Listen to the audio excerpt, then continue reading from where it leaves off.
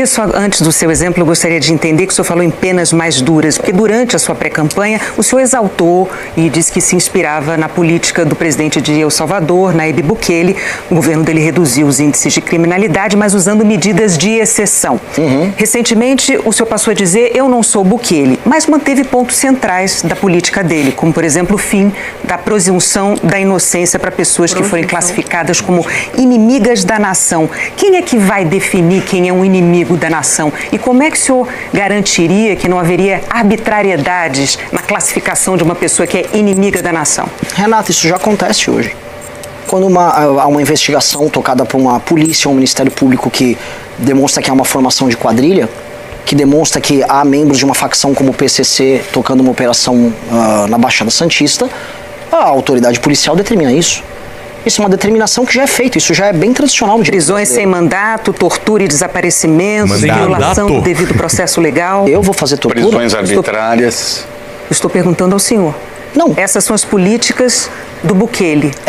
Eu gostaria de saber qual tortura. Você poderia demonstrar o caso, porque eu não tenho... Suspendeu direitos, promoveu detenções arbitrárias. Vamos fazer então, Renata, para a gente ser preciso. Me dá o exemplo um a um que eu digo se eu vou fazer ou se ele mesmo fez.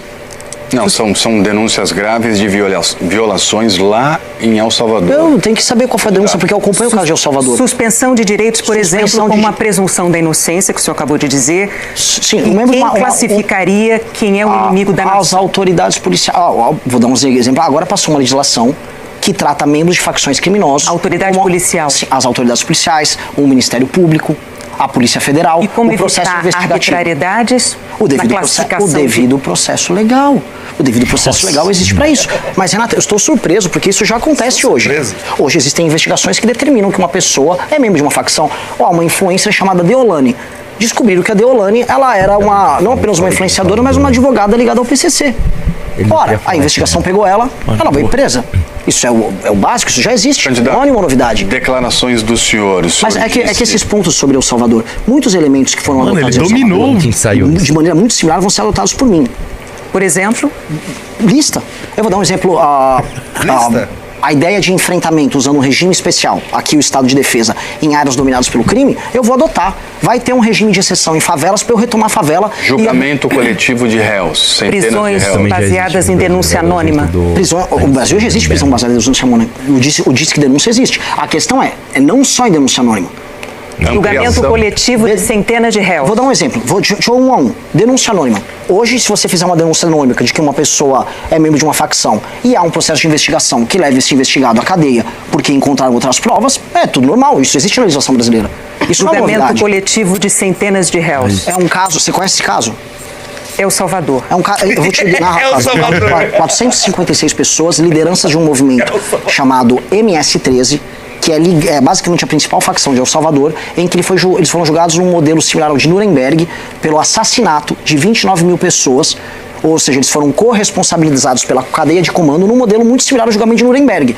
Creio que todos aqui que rejeitam o Holocausto creio que o julgamento de Nuremberg foi um julgamento correto. Torturas e desaparecimentos? Não conheço as torturas e desaparecimentos que você está falando, Renata. Eu acho que isso aí é um clichê que a mídia internacional fala sobre. Candidato, em relação a... Me mostra a tortura e desaparecimento. Em relação a declarações do senhor, por favor. É que eu preciso comentar o ponto dela. Não salva ela não, César. Deixa ela se fuder sozinha. Acontece todos os dias no Brasil. O crime organizado está torturando e matando as pessoas diariamente.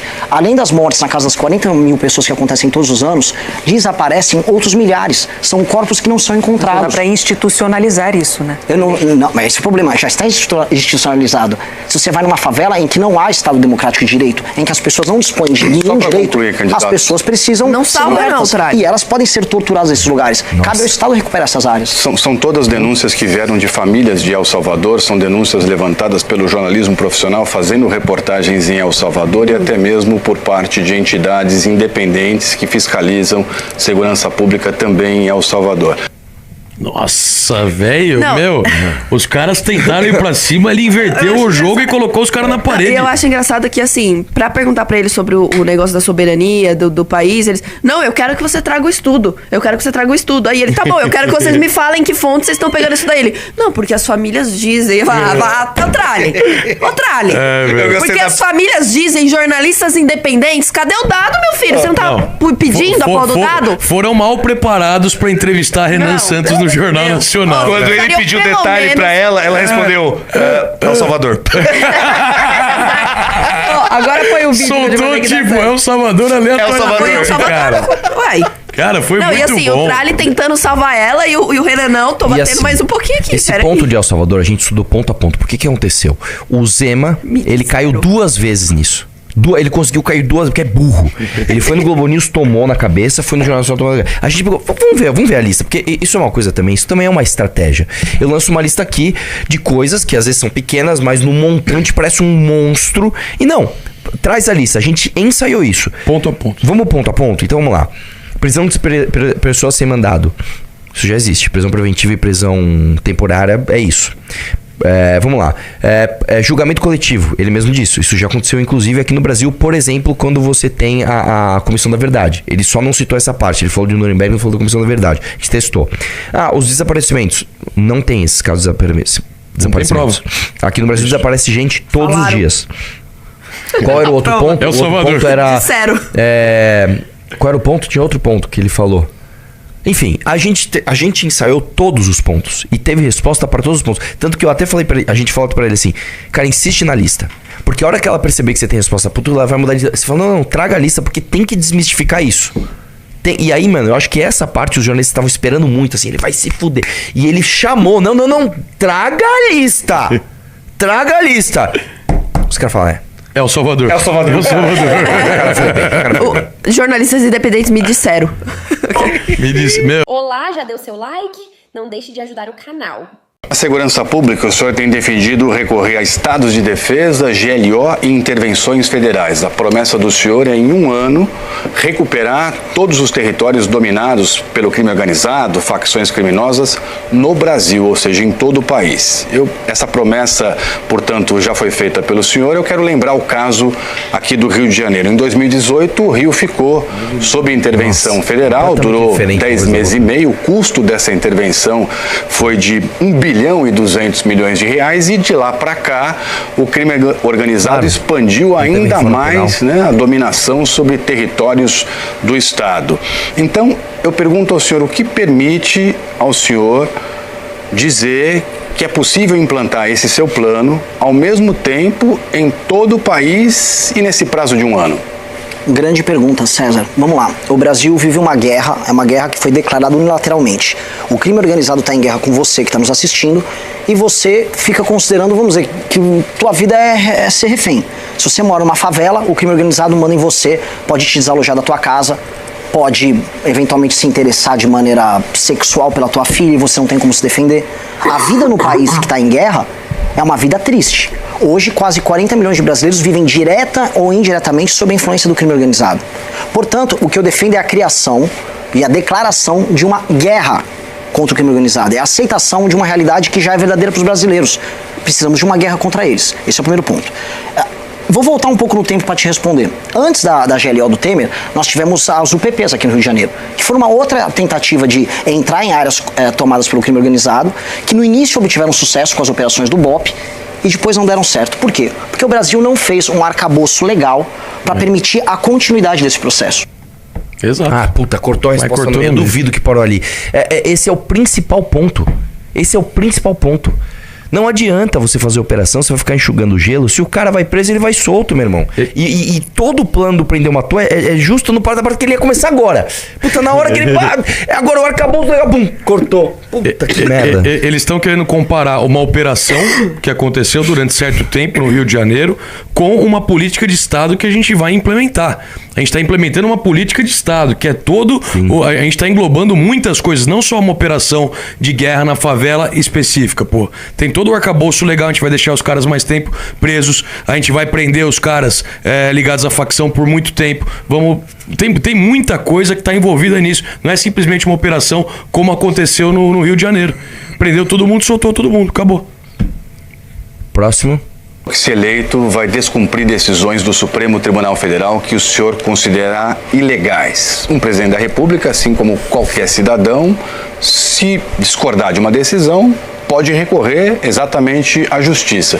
Então eu pergunto ao senhor o seguinte: se como presidente o senhor passar a decidir O que é que o senhor vai respeitar da justiça? O que é que o senhor vai ignorar, descumprir, não aceitar? Quem é que determinaria os limites do senhor? A lei. César Tralli, há uma decisão do STF que diz o seguinte: decisão ilegal não se cumpre. É uma decisão do STF, inclusive. Não estou nem falando da própria Constituição. César, recentemente, o Alexandre de Moraes, numa decisão que eu atribuo como grotesca, violou uma cláusula pétrea da Constituição, quebrando o sigilo de fonte de jornalistas lá no Maranhão. Ele fez isso agora. Jornalistas do Brasil inteiro protestaram, porque não existe democracia sem sigilo de fonte. Não há como ter. Imagina se revela um sigilo de fonte aqui da Rede Globo. Quantas investigações, quantas matérias fundamentais para manutenção da democracia não teriam caído. Ele derrubou o sigilo de fonte. Isso é cláusula pétrea, só para quem está entendendo. Sigilo de fonte tem o mesmo status quanto, por exemplo, pena de morte.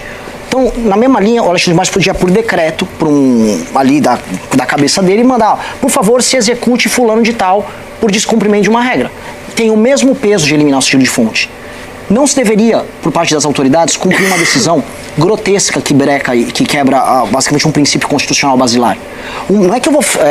eu preciso contextualizar. Não é que eu falei que vou sair desrespeitando todas as decisões do STF, que isso é absurdo.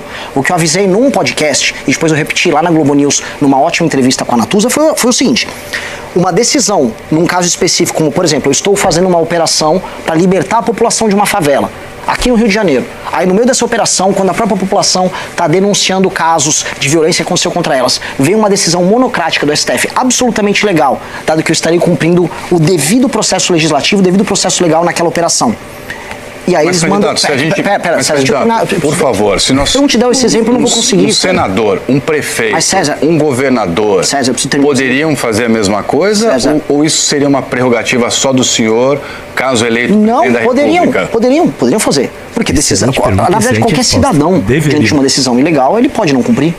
Na verdade, ele tem um dever de não cumprir. Decisão ilegal não se cumpre. Decisão ilegal não se cumpre. Se você vier com uma decisão ilegal que faça as pessoas correrem um risco muito grande, você não pode cumprir. Uma decisão ilegal pode acabar com a vida de uma pessoa. O exemplo que eu estava dando foi num podcast do Rodrigo Pimentel, aqui no Rio de Janeiro. Foi, se eu estou no meio de uma operação policial e vem uma decisão monocrática e eu cumpri todos os ritos formais previstos na nossa Constituição e que são basilares para a nossa democracia. Se vier uma decisão monocrática falando não, pare tudo, e isso vai colocar em risco a vida dos moradores daquela favela, eu não vou cumprir. Mas não é que eu vou cumprir da minha cabeça, porque eu sou apenas eu. Eu vou via a AGU, a Advocacia Geral da União, vou pedir um parecer. Olha, é uma decisão ilegal. Ok, eu não vou cumprir e vou, por favor, recorrer ao STF. Só que o cumprimento disso pode eventualmente gerar perdas e morte para muitas pessoas. Eu não vou colocar a vida das pessoas em risco. Nossa, cara. Perfeita resposta. Que é isso? Calma, tralha. Vai, próximo.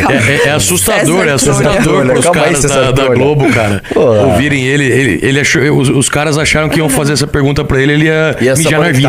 Ia falar qualquer coisa, tipo assim, não é bem assim. O Xandão é um ditador. Eles iam falar aí, eu achei que ia falar isso. Banho de sangue, vamos ver.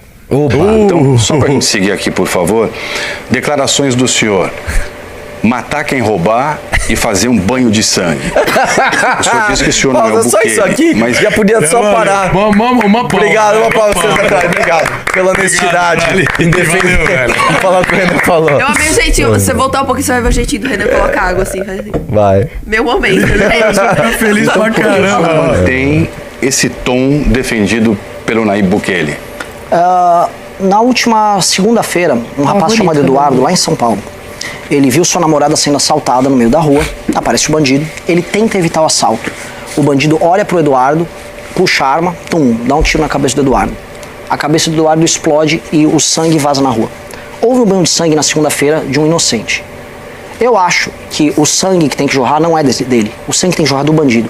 Eu acho que as pessoas no Brasil, e eu rodei o Brasil a pé e de carro nos últimos. Ai, cara. Nossa. Nessa hora, tá? Deixa eu contar uma coisa. Pelo amor de Deus. Deixa eu contar uma coisa. Na hora que falou isso, alguém eu comecei urna? a comemorar, só que tava adiantado. Eles estavam assistindo na televisão, o Globoplay adiantado do sinal da TV. Começou os gritos, um monte de gente. Parecia gol da Copa do Mundo. Parecia gol! Gol de Copa do Mundo. Pelo amor de Deus. Caraca, velho. Não, ele foi impecável. Eu queria enquadrar essa resposta. A urna vai quebrar. Eu vou... Porra! 14! Nossa, vai. os meses todos, as pessoas no Brasil estão implorando para que a gente faça justiça contra essas figuras terríveis, esses demônios que estão matando a gente. E cabe ao presidente da República liderar as pessoas nessa guerra. Os brasileiros morrem como se fosse bicho. Ninguém liga, ninguém sabe o nome. A maior parte são meninos, em geral, negros, que morrem nas favelas e nas cidades mais pobres. Pessoas são vítimas de latrocínio diariamente. Desde que a gente começou esse programa, no mínimo uma pessoa já foi assassinada e, em geral, vítima dessas facções criminosas. Para candidato, eu gostaria de abordar também... Deixa ele falar, porra. Deixa eu só terminar, por favor, Renata. Que a gente possa abordar vários temas. Eu também quero. Eu falo rápido justamente para ajudar a abordar. Nossa. Fala do banho de sangue. Pode não ser a palavra mais bonita para a pessoa que está assistindo em casa, mas é a única coisa que eu posso fazer como resposta a alguém que está com uma arma apontada para uma pessoa. Uma pessoa que aponta uma arma para você no meio da rua para te cometer um assalto é a pessoa que pode matar você por latrocínio. Ela se torna juiz da tua vida. Ela se torna juiz dos teus sonhos, ela se torna juiz do teu futuro. Ela não tem o direito de se comportar como juiz da tua vida. Se um policial estiver na tua frente, e por isso que um slogan de maneira automática surgiu a meu respeito na internet, que era o prendeu, matou, se um policial estiver ali na frente, ele tem que atirar para matar essa pessoa. E eu falo isso porque eu sou um pacifista, eu nem sei atirar. Agora, e esse tema nunca foi central pra mim. Agora, eu já tive minha mãe alvo de sequestro relâmpago. Todo mundo já no Brasil passou por uma experiência traumática. Todo mundo sabe que tem um bandido com a arma na cabeça de um parente seu. A gente não pode aceitar mais ser refém dessas pessoas. E o povo brasileiro tá pedindo uma guerra.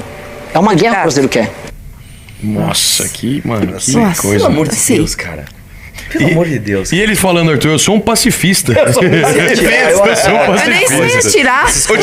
Eu sei atirar. Renan Santos fala sobre banho de sangue. Céu, velho. Não, ele acabou de falar, velho, do banho de sangue e na sequência eu sou um pacifista. Os jornalistas não tiveram nem o que falar Pelo contra. amor de Deus. Não, mano, eu tô surpreso que é o Arthur Duval aqui, todo orgulhoso do Renan, num dia que ele também já vai falar sobre o teu... Ah, mas, mano, pelo amor de Deus, o importante é isso, cara. Não, mas tem um cara na rede orgulhoso, nacional Arthur falando Duval. pra caralho. Falando de coisas que ninguém fala, mano. Ninguém teve coragem, a mãe, de falar essas porra, E bicho. posso falar, quem tá aqui acompanha o Em Detalhes, sabe que o Arthur odeia reagir a debate dos outros, porque ele fica completamente agoniado. Sim. É a primeira vez que eu vejo o Arthur confortável assistindo alguém debater. Mas que não é ele horrível, mesmo. Cara, é horrível você ouvir alguém falar, não, por que você não falou outra Ai, coisa? porque Mano, o você devia Renan ter tá falado outra coisa. irretocável. Olha que ele tá falando tudo certo, velho. Mas eu acho que a galera deve estar sentindo um pouco disso que a gente tá sentindo. A gente passou por tanta coisa pra Pelo estar amor aqui de Deus. com o Renan no Jornal Nacional, falando pra milhões de pessoas, que dá uma alegria aqui pra gente que vocês não têm noção. Do Renan tá falando lá no Jornal Nacional as propostas de um livro que a gente demorou 2 anos pra escrever, com tudo aquilo que a gente imagina pro Brasil. É uma alegria que não cabe no nosso coração.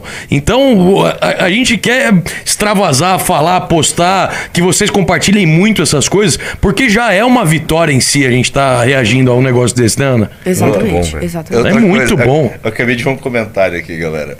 E aí, curtiu o corte? Então dá aquela ajudinha, deixa o seu like, compartilha e se inscreve no canal. Um abraço e até o próximo vídeo, porque o futuro é glorioso.